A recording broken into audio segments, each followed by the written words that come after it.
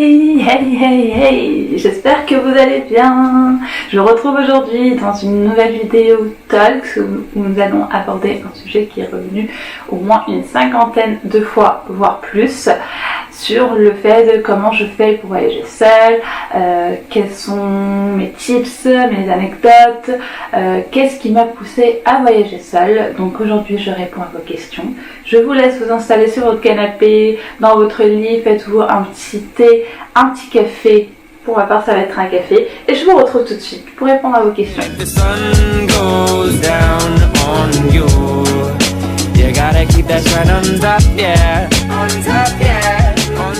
Aujourd'hui, voyager seul, ça s'est complètement démocratisé. C'est devenu une tendance, c'est à la mode, c'est même carrément bien vu qu'une femme puisse aller voyager seule, indépendante, etc. Et le facteur qui pousse la plupart des femmes à voyager seule, aujourd'hui, c'est Instagram. Sauf que derrière tout ça, ça a suscité aussi certaines interrogations auprès de certaines femmes qui ne se voient pas voyager seules, qui n'ont pas envie de voyager seules et qui se posent la question de comment voyager seule. Mais si vous n'avez pas envie et si vous ne ressentez pas le besoin, ne le faites pas. Les tendances, des fois c'est bien de les suivre, mais il faut s'écouter la première chose qu'il faut faire, c'est s'écouter, et c'est surtout de choisir un mode de voyage qui vous correspond le mieux. Donc ça ne sert à rien de suivre le mood si vous voyez que ça ne vous ressemble pas, si vous voyez que vous ne ressentez pas le besoin. Je vous laisse quand même regarder cette vidéo, peut-être que ça pourra vous intéresser, peut-être que ça va vous confirmer que vous ne voulez toujours pas voyager seul. Et on pourra interagir, on pourra parler ensemble en commentaire pour savoir justement échanger nos idées à propos de ça. Et sans plus tarder, je vais commencer à vous parler de ce sujet-là. Pour commencer cette vidéo, ça serait intéressant que je vous parle de mon cas personnel. En fait, il y a quelques années, j'étais la fille qui ne faisait rien seule. Je ressentais ce besoin de tout faire avec les gens, d'être entourée, que ce soit pour manger, pour boire un café, pour sortir, besoin de faire les choses avec les gens. C'était parce que moi je me basais sur le partage et que je sais pas, j'avais toujours besoin que quelqu'un soit avec moi. Et je pense que c'est parce que j'ai toujours été entourée, du coup je voulais pas faire les choses toute seule et je trouvais aucun plaisir à faire les choses toute seule. Je me suis rendu compte que les gens en fait pensaient à eux avant les autres, avant de penser aux autres. Et moi en fait j'étais jusqu'à là 28-29 ans, jusqu'à aujourd'hui aussi, hein, mais je dose. Je pensais plus aux autres qu'à moi. Et pour moi, le bonheur, c'était ça. C'était le bonheur, le partage, c'était de faire plaisir aux autres avant de penser à soi. Ça, c'était ma définition de l'amitié, de la famille, etc. C'est les autres, après moi, c'est bon. Tant que les autres sont contents, et ben moi, j'étais satisfaite. Et jusqu'à aujourd'hui, je suis encore comme ça, mais je le fais différemment. Et au moment où j'avais besoin de partir, j'avais besoin de voyager, j'avais besoin de faire des choses, je me rendais compte que personne pouvait me suivre parce qu'ils n'avaient pas de vacances, parce qu'ils ne pouvaient pas, parce qu'ils n'avaient pas d'argent ou parce qu'ils ne voulaient pas tout simplement. Et en fait c'était un gros ras-le-bol. C'était un gros ras-le-bol parce que il y avait aussi cette période-là où je me posais des questions sur mon travail, sur ce que je faisais. Et en fait je me suis dit, voilà, là tu vas quitter ton boulot parce que tu veux plus être dans ce mood-là, t'as besoin de voyager, t'as besoin de partir, mais personne n'est dispo. Alors j'étais confrontée à deux choix. Soit je restais et j'attendais que quelqu'un soit dispo pour partir, soit je me lève et je suis une grande fille et je pars toute seule. En fait c'est trop bizarre parce que ça a été un déclic. Parce que dire bah je vais me barrer, c'est bon, je vais penser à moi, je vais penser qu'à moi, je vais être un peu égoïste parce que pour moi penser qu'à moi c'était une forme d'égoïsme alors que non, on peut penser à soi sans être égoïste. Du coup mon premier voyage que j'avais fait, c'est un voyage que mon frère m'a offert. J'étais partie en Andalousie.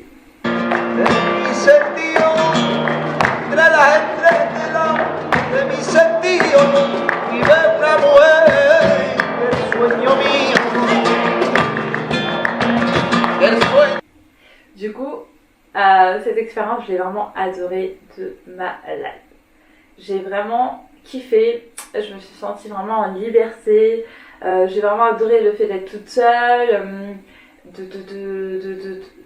je sais pas, c'était une autre forme de voyage, c'est quelque chose dont j'avais besoin en fait finalement. C'était pas juste par dépit parce que j'ai trouvé personne donc il faut que j'y aille toute seule. Là pour le coup ça a été vraiment quelque chose de très bénéfique pour moi. Suite à ça j'ai pris la décision de partir 2 mois en Asie toute seule. Bon, une amie m'a rejoint mais sinon j'étais partie toute seule donc j'avais pris juste mon billet d'avion aller-retour mais je n'avais rien organisé pendant ce séjour là. Alors j'étais partie, donc j'avais fait Séoul, donc j'ai fait Busan, Jeonju, donc la Corée du Sud. Je suis partie en Malaisie, donc j'ai fait Kuala Lumpur, Cameron Island, donc j'ai fait un trek dans la jungle. Je suis allée sur quelques îles, ensuite Melaka, je suis allée à Singapour et ensuite le Sri Lanka. Je suis partie en sac à dos, je suis partie vraiment en mode j'ai rien organisé, du coup j'avais que mes premières nuits à Séoul, mais je ne savais pas ce que j'allais faire à Séoul, je ne savais pas ce que j'allais faire après Séoul. Et j'ai vraiment fait mon voyage au feeling. Je ne pensais pas atterrir en Malaisie par exemple, dans ma tête je me suis dit je vais là à Taïwan, c'est juste en dessous. Et au final je me suis retrouvée en Malaisie. J'ai vraiment fait mon voyage au feeling. J'ai vraiment fait les choses comme je le sentais. Quand j'aimais quelque chose, je restais. Quand je n'aimais pas, je partais. Tout ça pour vous dire qu'au final, c'était quelque chose que j'appréhendais. C'était quelque chose indirectement que j'avais besoin en fait, mais que je ne m'en rendais pas compte. Et en plus de cela, je pense que je justifie le fait de ne pas vouloir faire les choses avant toute seule. Peut-être par le manque de confiance, entre guillemets, slash peur, mais pas une peur genre j'ai peur des gens, c'est une peur de se retrouver avec soi-même. Parce que quand on voyage seul, on est avec soi-même, on apprend à se connaître et on se découvre des choses mais incroyables. Franchement, jusqu'à aujourd'hui, à chaque fois que je voyage toute seule, je redécouvre une facette de ma personnalité que je ne connaissais pas ou une facette de ma personnalité où je vais plus l'approfondir. Et pour moi en tout cas ça a été que du plus. Et depuis ce jour-là, je ne fais que voyager seule. Il m'arrive de voyager avec des amis qui me rejoignent pendant mes trips. Mais en tout cas pour moi c'est devenu vraiment un kiff de voyager seule parce que ça me permet de rencontrer des gens, d'organiser mon voyage comme je le veux, de faire les choses au feeling, le lâcher prise et de me laisser aller. Sans plus attendre, là je vous ai parlé un peu de mon cas à moi, de comment j'ai commencé à voyager seule, mais peut-être que ce n'est pas suffisant pour répondre à vos questions, donc ne vous inquiétez pas, je vais vous expliquer, je vais vous donner tous mes tips pour pouvoir vous donner toutes les clés importantes pour pouvoir voyager seule. Quand je vous avais parlé de mon petit parcours, de comment je suis passée de la fille qui ne voyageait pas seule à la fille qui voyage seule, je vous ai un peu spoilé des avantages à voyager seule. Alors, pour moi, il y a plus d'avantages que d'inconvénients à voyager seule. Et d'ailleurs, je trouve que, pour mon cas, je trouve qu'il n'y a que des avantages à voyager seule. C'est déjà le fait de s'organiser comme on le souhaite. Je m'explique. Par exemple, vous avez envie d'aller dans un hôtel, dans cet hôtel-là plus qu'un autre, et bien vous êtes seul à prendre cette décision.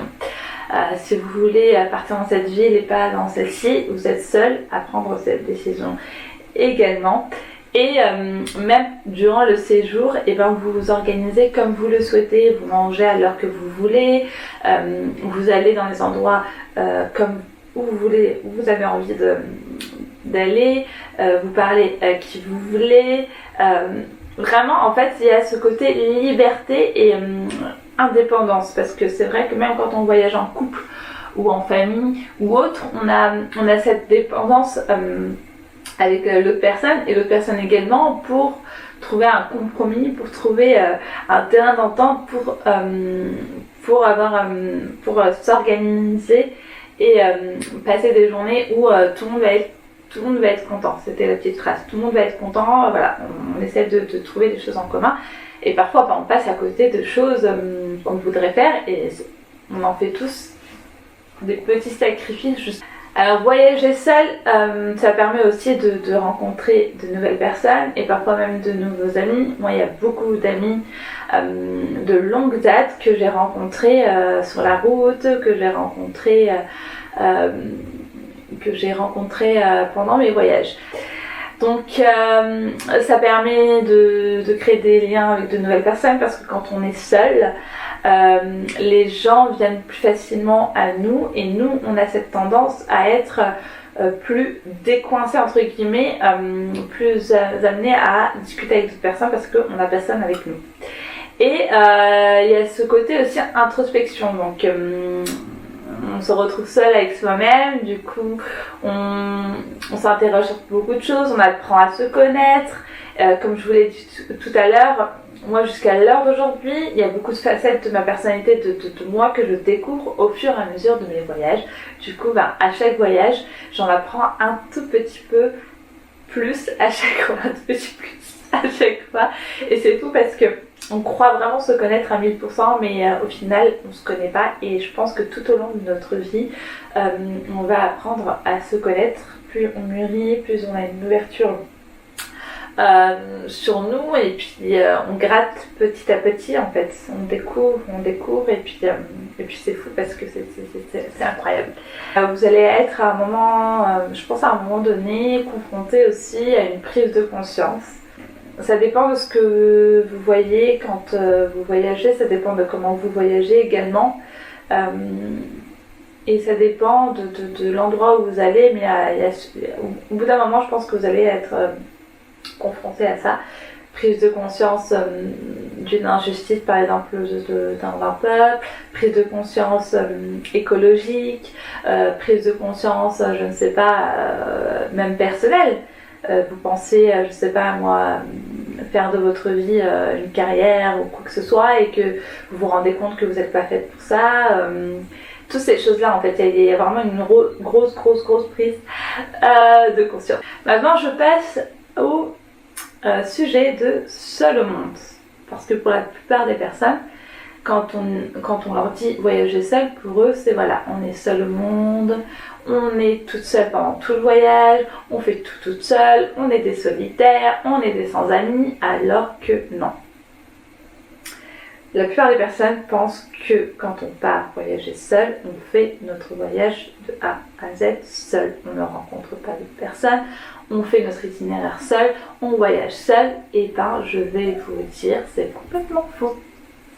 C'est complètement faux. Quand on voyage seul, on n'est pas complètement seul. À part si on souhaite vraiment être seul. Et là, c'est facile. Alors là, je vais vous donner des conseils pour éviter de vous retrouver seul et de vous donner quelques petits conseils pour pouvoir rencontrer des gens assez facilement. La première chose qui me vient à l'esprit tout de suite, là, c'est de vraiment rester ouvert. Rester ouvert, c'est ne pas rester dans son coin. Par exemple, si vous êtes dans une auberge de jeunesse et que vous êtes dans le coin, dans l'espace commun, de pas justement vous mettre dans un coin avec votre bouquin, votre casque de musique, etc. Là, c'est sûr que vous ne donnez pas envie à la personne de venir discuter avec vous. Vice versa, vous êtes complètement coupé de ce qui se passe autour de vous.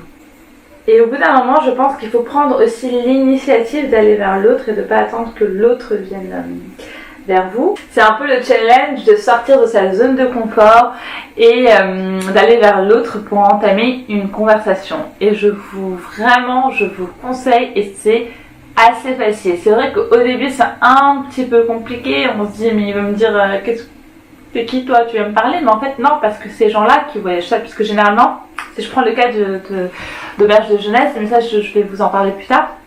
Généralement, les personnes qui voyagent seules, il y en a beaucoup déjà, et surtout dans les auberges de jeunesse, justement, elles sont ouvertes à la discussion, elles sont ouvertes à l'échange parce que ces personnes-là voyagent seules, donc elles recherchent forcément la même chose. Donc franchement, ne vous inquiétez pas. Moi, parfois, justement, c'est pour ça que je vous dis de pas rester dans votre coin avec un casque audio, etc. Il m'est arrivé parfois, voilà, d'être devant mon petit ordi. Hein, j'avais mon petit ordi, etc. Je programmais ma journée de ce que j'allais faire, etc. Et puis j'entendais un groupe, des personnes parler et dire ouais, nous on va aller là, etc. Et moi justement c'est ce que je regardais, je comptais partir dans cet endroit-là, donc je fais un petit monde dans leur conversation pour savoir avec par exemple quelle agence ils allaient, avec quel guide, est-ce qu'il y avait encore une place, etc. Et au contraire, eux, généralement ils apprécient ça parce qu'ils se mettent en groupe pour pouvoir par exemple compléter un bus, pour payer moins cher un guide quand on est à plusieurs de tarifs groupe, etc. Et aussi pour faire de nouvelles rencontres et de pas se retrouver seul justement pendant des randos et des choses comme ça. Donc la plupart du temps, moi ça s'est toujours passé comme ça. Et je me suis jamais retrouvée seule. Et même, je fais un petit coucou à Émilie. En Malaisie, on s'était croisés dans une ville, mais assez rapidement, et on s'est retrouvés dans la même chambre dans une auberge de jeunesse. On a fait notre fameux trek dans la jungle. Et on s'est recroisés. Après, on a fait une île ensemble, et on s'est recroisés par hasard à Singapour. Du coup, voilà. On n'est vraiment jamais seul et au contraire, on choisit avec qui on veut rester aussi. C'est la personne dont on la sent pas, on n'est pas forcément obligé de rester avec elle. On n'est pas collé à elle, on n'a pas de... C'est pas comme si on avait organisé des voyages avec cette personne, etc. Et en plus, c'est marrant parce qu'on crée des liens d'amitié. Avec Émilie, par exemple, on s'écrit, on se prend de nos nouvelles, on essaie de se voir, etc. Donc, moi, je trouve ça trop beau. J'aime beaucoup. Par exemple, en Italie, j'avais rencontré Hakim il y a maintenant 4 ans ou un peu plus. On l'avait rencontré avec ma pote. C'était à Florence, en Italie. On avait assisté à un coucher du soleil, il y avait un petit concert. Lui, il était avec sa copine, moi j'étais avec ma pote. Et on a gardé contact. Du coup, quand je suis partie en Jordanie, pardon, alors qu'il lui vit en Chine, m'a mis en contact avec sa famille. Et pour les personnes qui me suivent sur Instagram, j'avais mis la vidéo, j'avais dîné chez une famille jordanienne, c'était la famille d'Hakim. Et c'est fou parce qu'après on crée des relations, des connexions, il y a des feelings qui passent mieux que d'autres, mais en tout cas voilà. Franchement, il n'y a que pour moi du positif et si vous sentez pas la personne, vous restez pas avec. Mais voilà, pour vous dire que vous n'êtes jamais seul. Si vous voulez ne pas être seul, vous ne serez jamais seul. Par exemple, pour les activités que vous voulez faire, par exemple des randos, des choses comme ça que vous voulez pas faire seul, que vous voulez par exemple, je sais par exemple pour la Jordanie, il y avait des personnes qui voulaient aller faire la mer Morte mais qui voulaient pas aller tout seul. Du coup, généralement dans les auberges de jeunesse, dans les endroits comme ça, il y a un petit tableau en liège à l'accueil où vous pouvez mettre une petite annonce, dire par exemple que demain vous souhaitez aller à la mer Morte, c'est un exemple, hein, et que par exemple vous savez qu'il y a les taxis prennent 4 personnes, donc il y a 3 places, qui veut se joindre à moi. Vous pouvez aussi demander au personnel de la guest house, de l'auberge de jeunesse, mais également des hôtels, de vous mettre en contact avec les agences, avec les personnes qui sont dans l'hôtel ou qui sont dans l'auberge de jeunesse, qui souhaitent faire ces activités-là. Après, la question de comment je fais pour voyager seule, la question qui est revenue, c'est comment je fais pour rencontrer des locaux. Parce que vous savez, pour moi, la clé du voyage, c'est vraiment la rencontre. Et c'est vrai que j'ai une facilité pour rencontrer les autres, pour parler avec les autres. Mais même si vous n'avez pas de facilité avec ça, en fait, il n'y a pas de mode d'emploi. Je ne peux pas vous dire vous devez faire ça, parce que c'est quelque chose qui doit se faire spontanément. C'est quelque chose de naturel et il faut le faire au feeling aussi. Je ne vais pas parler avec tout le monde, je ne vais pas rencontrer tout le monde, c'est vraiment au feeling. Mais après, avec du recul, j'essaye de réfléchir pour vous donner quelques petits conseils. Mais moi, la plupart du temps, comment ça se passe, c'est que je parle avec les gens. Que ce soit par exemple le boulanger, que ce soit le mec du resto, que ce soit un vendeur ambulant. Ça m'arrive aussi vraiment que voilà, je souris à une personne, la personne elle me sourit et Et puis voilà, il y a une discussion qui est entamée et puis c'est parti. Par exemple, pour le cas de la Palestine, je me promenais pardon, à El Khalil, donc à Hébron, en Palestine. J'étais sur le chemin du retour pour aller prendre un minibus. J'ai croisé une dame qui est Oumantal, qui m'a souri, je l'ai souri, je lui ai dit bonjour. Et en fait, il y a eu une connexion assez rapide et elle m'a dit je peux pas te laisser partir sans t'avoir invité à boire le thé chez moi. Du coup, j'ai été invitée chez elle, on a bu le thé. Il y avait ses filles, il y avait ses petits-fils, ses petites-filles, etc. Et au final, je me suis retrouvée en cuisine, à cuisiner avec elle. Donc, c'est des choses comme ça. Il y a plein de choses, il y a plein de choses. Par exemple, en Corée du Sud aussi, j'étais toute seule à Busan et j'ai rencontré une fille. C'est une coréenne, on a eu un feeling de fou. Du coup, j'ai passé la semaine avec elle. J'ai rencontré 2 amis tunisiens également au supermarché. On a eu un feeling, on avait mangé ensemble et ensuite je me suis retrouvée tous les soirs à aller chez eux après leur boulot, à manger, discuter, rigoler avec eux. Donc vraiment c'est des choses au feeling. Donc pour moi, quand vous êtes seul, c'est encore une plus grande opportunité parce que déjà les gens vont être curieux de savoir pourquoi vous êtes seul, surtout quand vous êtes une femme. Et vous posez justement la question de pourquoi vous voyagez seul, comment vous voyagez seul, qui vous êtes, etc. Blablabla. Et vous, vous êtes, pour moi, c'est plus facile quand tu es toute seule. Tu te sens un peu plus motivée à rencontrer l'autre parce que quand tu es avec quelqu'un, tu te contentes d'être avec cette personne-là. Donc pour moi, c'est une bonne opportunité de rencontrer les locaux.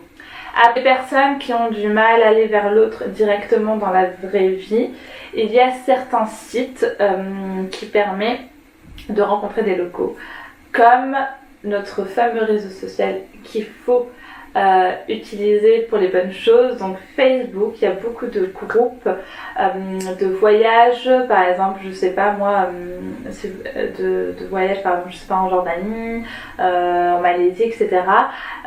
Il y a aussi le petit onglet événements où vous pouvez aller assister à des événements privés ou des événements plutôt public, etc. Vous pouvez poster une annonce pour dire par exemple que vous êtes à un endroit par exemple du 5 au 10 mai et que vous voulez rencontrer des personnes, etc. Donc ça marche assez facilement parce que je l'ai déjà fait. Et en plus, comme je vous ai dit, il y a une petite rubrique événements et j'ai pu, grâce à cette rubrique, ne pas passer à côté d'événements importants dans les endroits où j'étais. Ensuite, j'ai utilisé en Jordanie un site qui normalement est fait pour habiter chez l'habitant, mais je l'ai utilisé pour rencontrer des personnes, c'est le Couchsurfing. Le Couchsurfing, c'est un site internet qui permet d'être hébergé chez la personne gratuitement. Donc généralement, ils vous prêtent un canapé ou quelque chose comme ça, vraiment gratuitement, et ça sent pas de rémunération. Derrière, ils veulent juste rencontrer des personnes, échanger avec des étrangers. Après, ça ne vous empêche pas d'apporter un petit cadeau. Moi, je l'ai utilisé pour rencontrer des personnes, ça marche et franchement, j'ai fait de très belles rencontres. Quand on adopte ce genre de voyage, il faut profiter aussi d'apprendre des autres. N'hésitez pas à poser des questions pour apprendre de leur culture, pour apprendre de leur histoire, de leur mode de vie, tester des restaurants. Apprenez beaucoup de choses parce que c'est une manière, c'est une autre manière de grandir, c'est une autre manière de vous enrichir et de nourrir votre âme. Pour moi en tout cas, c'est ce que je fais et c'est ce qui me passionne dans le voyage, c'est les rencontres, mais c'est ce qui émane aussi des rencontres, tout cet aspect apprentissage que j'adore et qui pour moi est le meilleur moyen de connaître l'autre. Si j'ai un autre conseil à vous donner quand vous voyagez seul, c'est de rester flexible. Là, vous serez plus libre, vous aurez plus de surprises et vous goûtez à l'aventure. Je sais que pour certaines personnes, vous êtes restreint en nombre de jours quand vous partez en voyage, mais si vous partez pour un minimum de 2 à 3 semaines par exemple, vous pouvez vous permettre de ne pas organiser tout votre itinéraire et d'avoir ce côté lâcher prise et le côté surprise. Alors, ce côté-là, ça va vous permettre de vraiment de faire les choses au feeling et les choses avec le cœur. Par exemple, vous arrivez dans une ville, peut-être que vous allez avoir un coup de cœur, donc vous pouvez y rester pendant 3-4 jours. et au contraire être dans une autre ville et ne pas du tout accrocher. Ça m'est déjà arrivé au Japon, à Osaka. Pourtant c'est une ville géniale, mais bon, c'était pas le bon timing. Le temps était entre guillemets pourri, j'aime pas ce terme, mais voilà, pour que vous compreniez le contexte. J'étais pas dans une bonne auberge de jeunesse, etc. Donc c'était un tout qui a fait que je devais rester, je crois, 2 jours, et au final j'ai passé qu'une nuit, je suis repartie à Tokyo. Donc vraiment, c'est vraiment suivre au feeling. Ça permet aussi de faire des rencontres. Selon les rencontres, on va plutôt bien ou moins apprécier l'endroit. Comme je vous l'ai expliqué tout à l'heure, à Busan par exemple, j'ai rencontré une fille et je suis restée beaucoup plus de temps à Busan parce que j'avais rencontré cette personne-là. On passe sur le côté pratique, qui est pour moi très important parce que je ne veux pas que vous fassiez les mêmes erreurs que les miennes. Je m'explique. Allez, je me rappelle plus c'était dans quel voyage, je pense que c'était en Indonésie, j'étais partie avec une grosse valise, mais vraiment ça ne sert strictement à rien. Déjà vous êtes encombré, du coup vous êtes moins libre, alors que quand vous minimisez vos bagages, et ben, vous êtes plus libre, plus flexible, vous pouvez bouger plus facilement, surtout quand vous prenez les transports en commun, les transports locaux, etc. Si vous prenez des tuk-tuk, etc. en Thaïlande ou en Indonésie, etc. avec une grosse valise, c'est un peu compliqué. Donc je vous conseille vraiment de minimiser vos bagages pour cette raison-là, mais aussi parce qu'en fait, au final, on se rend compte qu'on porte toujours les mêmes affaires et que ça sert à rien en fait. En plus, on prend plus de temps pour décider ce qu'on va porter et ça sert à rien, c'est pas le but du voyage. Pour les personnes, moi je voyage en sac à dos. Mais je sais qu'il y a beaucoup de personnes qui ont des problèmes de dos, il y a plusieurs personnes qui ne supportent pas aussi de très longtemps d'avoir un gros sac à dos. Du coup je peux vous conseiller de prendre par exemple une petite valise et un sac à dos. Vous savez, un petit sac à dos type Edgepack, etc. avec une petite valise pour justement mettre moitié-moitié et que ce soit plus agréable pour vous. Pour les personnes qui partent en sac à dos, aussi, ne prenez pas trop de kilos parce que moi quand je suis partie en Asie, j'avais 25 kilos au dos et 10 kilos dans un sac Edgepack où il y avait tout mes matériels, tous mes affaires informatiques, etc. parce que je bossais à distance. Donc franchement ça sert à rien, ça m'a beaucoup épuisée, j'ai maintenant des mal de dos. Donc pour moi, l'idéal, 15-17 kilos maxi. Vraiment. Et vous verrez que vous pouvez... Franchement, je peux faire beaucoup moins. C'est juste que j'étais partie... je ne savais pas dans quelle destination j'allais. Du coup, j'avais pris aussi des affaires de rando, des affaires, des polaires, etc. Mais si vous savez un petit peu où vous allez, la zone à peu près où vous allez, anticipez les choses.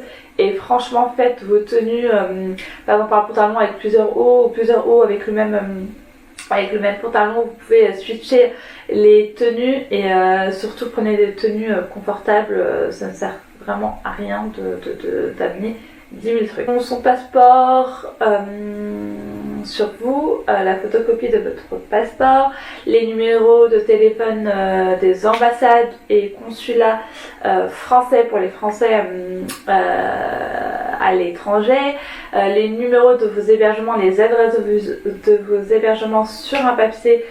Donc anticipez toujours à avoir cette version papier et souvent aussi à l'aéroport on vous pose la question pour certaines destinations de donner le nom, l'adresse de votre hébergement. Donc c'est toujours bien d'avoir ce côté matériel, donc ce côté papier avec vous. Pour le côté pratique, c'est pour moi le plus important. La sécurité n'est pas pareil partout. Il y a certains pays qui sont plus sécurisés que d'autres et il y a des pays qui ont des réputations à être pas très bien sécurisés, mais qu'au final ça se passe très bien quand vous voyagez. C'est vraiment, voilà, ça dépend vraiment, mais après il y a certaines règles, il y a certains conseils que je vais vous donner, que je vous conseille d'appliquer, que ce soit dans un pays qui est réputé à être hyper sécurisé, ou un autre qui est moins sécurisé, parce que pour moi il y a des bonnes et des mauvaises personnes partout. Le comportement à adopter quand on voyage seul, c'est d'avoir confiance en soi. Même si vous ne ressentez pas cette confiance en vous à 100%, il faudrait que vous le montriez. Il faut que vous montrez que vous savez, par exemple, où aller, que vous maîtrisez la situation pour éviter les agressions et pour éviter les rencontres douteuses. Faites toujours confiance à votre intuition. Je vous jure que mon intuition m'a sauvée plus d'une fois.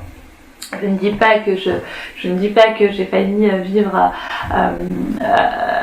des situations catastrophiques à fond, mais je sais et je sens que ça m'a évité beaucoup de choses.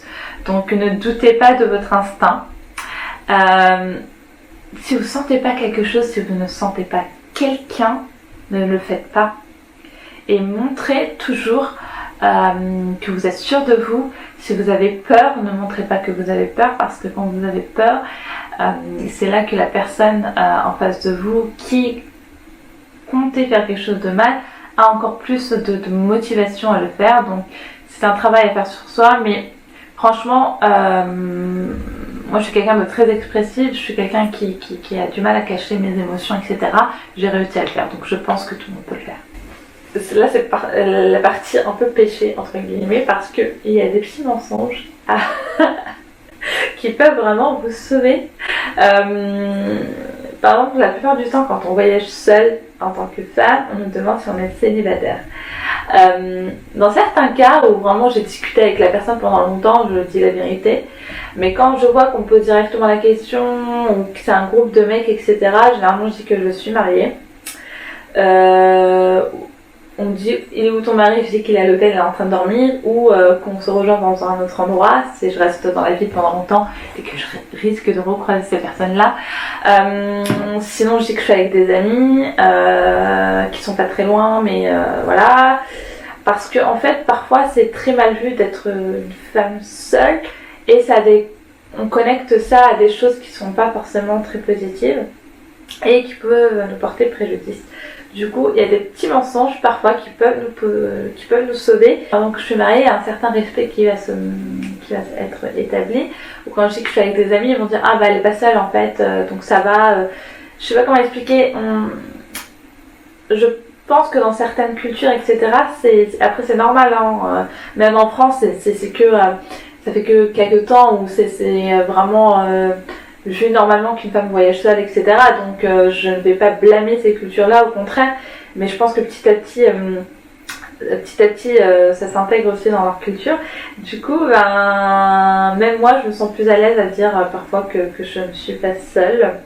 Et si ça peut nous éviter quelque chose, c'est pas grave. Je pense que même si c'est un petit mensonge, c'est pas grave. Pour que vous vous sentez à l'aise pendant votre premier voyage seul, je vous conseille d'arriver en journée, contrairement à la nuit. Parce que c'est vrai que la nuit, ça suscite un petit peu de peur. Et donc je vous conseille vraiment pour les personnes qui ont un peu peur de tout ça, d'arriver en journée, et comme ça vous voyez où vous êtes, vous voyez où vous allez, etc. Personnellement, tous les voyages que j'ai fait, je suis arrivée de nuit, c'est pas volontaire, c'est juste que les vols qui m'intéressaient, j'arrivais la nuit, que ce soit la Corée du Sud, que ce soit le Sri Lanka, Malaisie, j'étais arrivée en fin d'après-midi. Singapour, j'étais arrivée en matinée, j'avais pris un bus de nuit. Donc bon, franchement ça se passe bien quand par exemple j'arrive la nuit, plus que la journée. Je prépare mon itinéraire à l'avance, je sais le prix du taxi, je connais le trajet du taxi, combien ça va me coûter, les transports, s'il y a des transports, etc. en amont, comme ça quand j'arrive je sais ce que je fais et je suis pas perdue, d'autant plus que la nuit c'est encore plus angoissant. Là je sais, vous notez, même si vous arrivez en journée, hein, je vous conseille franchement de préparer en avance comment aller de votre aéroport à votre hôtel, et comme ça même vous évitez de vous faire arnaquer, et pareil pour le taxi, vous savez où vous allez. Voilà, en tout cas si vous avez cette envie, ce besoin de voyager seul, le seul conseil que je peux vous donner, c'est de vous écouter premièrement et de sauter le pas. Franchement il faut oser, parce que vous n'avez rien à perdre. Au pire des cas, si vous voyez que vous êtes dans un endroit et que vous vous rendez compte que vous n'êtes pas faite pour ça, revenez. Franchement, vous n'avez rien à perdre. Au contraire, au moins vous aurez testé cette expérience. Et puis vous verrez que vous aurez vu que c'est pas fait pour vous et que en aucun cas vous voudrez refaire un voyage de cette manière-là. Donc au contraire, moi je vous encourage à aller faire les choses de vous-même, parce que parfois on a une idée de la chose, on croit qu'on veut voyager seul par exemple, et au final on se rend compte que c'est pas quelque chose qui est fait pour nous. Donc pour toute chose dans la vie, il faut tester, il faut sauter le pas, il faut oser, et c'est la meilleure façon de savoir si quelque chose est fait pour nous. On a beau nous expliquer quelque chose, j'ai beau faire par exemple cette vidéo pour vous, j'ai peut-être répondu à certaines questions, mais moi je vous encourage et je vous dis qu'il faut faire les choses soi-même pour pouvoir voir si ça vous plaît, si c'est fait pour vous et si c'est quelque chose qui va vous apporter des choses positives pour commencer à voyager seul. Donc commencez par un petit voyage, un petit week-end, une petite semaine, pas très loin de chez vous. Ça peut être par exemple pour les gens qui habitent en France, d'aller quelque part en France, en Europe, comme pour moi ça a été l'Espagne, mais vous pouvez choisir une autre destination. Donc ça peut être un bon petit test d'aller seul dans une destination qui n'est pas trop loin, pas très dépaysante non plus, une courte durée. C'est franchement il y a des choses que vous allez voir qui vont vous dire est-ce que vous êtes faite pour voyager seule ou non. Moi par rapport à l'Espagne, j'ai pas de surprise par rapport à l'Espagne et par rapport à la Corée du Sud par exemple. J'ai tout de suite vu ce qui me plaisait et puis et j'ai suivi aussi mon instinct par rapport à ça. Mes conseils, c'est d'aller dormir dans des auberges de jeunesse, dans des guest house. En fait ça vous permet de rencontrer plus facilement des personnes qui voyagent seules, donc comme vous, qui sont dans le même mood, très ouverts d'esprit, qui viennent tout seuls. C'est des personnes généralement qui viennent des quatre coins du monde, donc ça vous permet aussi de rencontrer des personnes que vous n'aurez pas l'occasion de rencontrer si vous n'allez pas dans leur pays. J'espère que j'ai pu répondre à vos questions.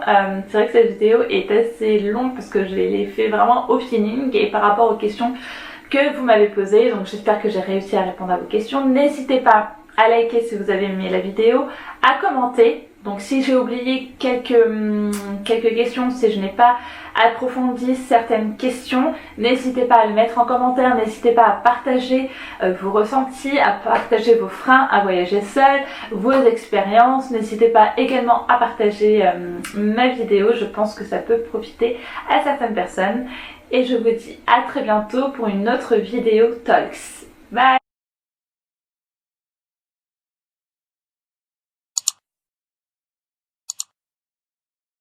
If the sun goes down on you, you gotta keep that shine on top, yeah.